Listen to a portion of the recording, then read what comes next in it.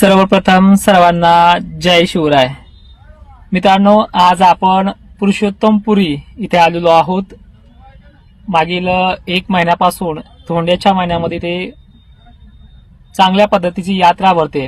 त्यानिमित्ताने आपण इथे आलेलो आहोत आणि मागील 3 दिवसापासून 2 दिवसापासून तर कालपासून तर जास्त प्रमाणात तुमचे फोन येत आहेत मला.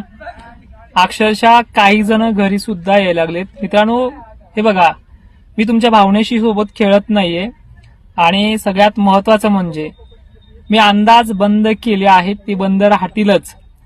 पण जो व्हिडिओ मी बंद अंदाजाचा सांगितला त्याच व्हिडिओमध्ये सुद्धा तुम्हाला अंदाज देऊनच गेलेलो आहोत. येणाऱ्या पेरणीच्या काळापर्यंत तुम्हाला टेन्शनच ठेवलं नाही त्या व्हिडिओमध्ये. आणि अक्षरशः ज्या पूर्व विदर्भाला ज्या तारखा दिल्या तिथे काल 2 दिवसापासून सुद्धा चांगल्या पावसाची सुरुवात झाली आहे. आजही हिंगोलीपर्यंत, नांदेडपर्यंत, आज काही पश्चिम भागामध्ये संभाजीनगरच्या दक्षिण भागामध्ये सुद्धा चालू होतोय. ते तुम्हाला सांगितलेले आहे ऑलरेडी. इकडे तिकडे जायची पण गरज नाहीये. मी तुम्हाला त्या व्हिडिओमध्ये काय सांगितलंय की फक्त येस आणि नो मध्येच हे जे काही बाकीचे नमुने आहेत यांना विचारायचंय की दुष्काळ आहे का नाही.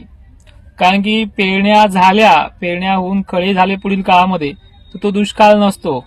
मी त्या व्हिडिओमध्ये पण बोललोय आणि आजही बोलतोय.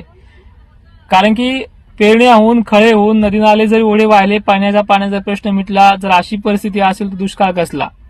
आणि तुम्ही म्हणताय अजूनही आमच्या भागामध्ये वारेच आहेत, अमुक आहे, तर मग त्या बंद केलेल्या व्हिडिओमध्येच सगळं सांगूनच बंद केलेले मी. तुम्ही तो व्हिडिओ पुन्हा एकदा पहा. जवळपास मिलियनमध्ये त्याला व्ह्यूज आलेत, इन्स्टामध्ये, फेसबुकमध्ये आणि युट्यूबमध्ये सुद्धा. तर काळजी करण्यासारखं नाही. अवघ्या 5-6 दिवसामध्ये हा जो काही दुष्काळाचा तमाशा आहे तो बंद पडणार आहे. एक केरळच्या सोबत हिंदी महासागरामध्ये, अरबी समुद्रामध्ये एक मोठं लो प्रेशर बनवून मुंबईची तुंबई करणार आहे आणि महाराष्ट्रात सुद्धा पेरणीयोग्य पाणी होणार आहे. आता काही लोक याला पण म्हणतात तुम्ही व्हिडिओ बनवणार नव्हते, अमुक नव्हते. मी अंदाज बंद केलेत, पण ज्या लोकांमुळे बंद केलेत ना त्यांची धुलाई केल्याशिवाय राहत नाहीये. आता व्हिडिओ आपले असेच असणार आहेत. आणि युट्यूब प्राईम मेंबरशिप तसेच ऍप्लिकेशनचा लाईव्ह हा आपला चालू आहे, कालही केला होता. सगळ्यांनी आता ऍप्लिकेशनवर येऊ नका. आणि जो कोणी चाहताय वर्ग आहे लाखोंचा, कमेंट करताय, तुमच्या भावना मला समजतायत. थोडी मानसिकता मी मागे पण 2-3दा अंदाज बंद करण्याचा प्रयत्न केला, तुम्हीच अडवलंय. ह्यावेळी थोडं थांबू द्या, मला थोडे बघू द्या. दुष्काळाचे तमाशे जे चाललेत मागच्या महिन्यापासून, उन्हाळ्यापासून, हा दुष्काळ मला सुद्धा पाहायचा आहे. तुम्ही पण पहा. फक्त एक विचारा, शासकीय हवामान तज्ञांनाही विचारा तुम्ही. मग दुष्काळ म्हणल्यानंतर पुढच्या परिस्थिती आम्हाला खूप कठोर जातील. कारण की खतं, बियाणं, फवारणीचा खर्च, या सगळ्या गोष्टी करायच्यात. याच्यासाठी आम्ही काय करावं. तर असं काही होणार नाहीये.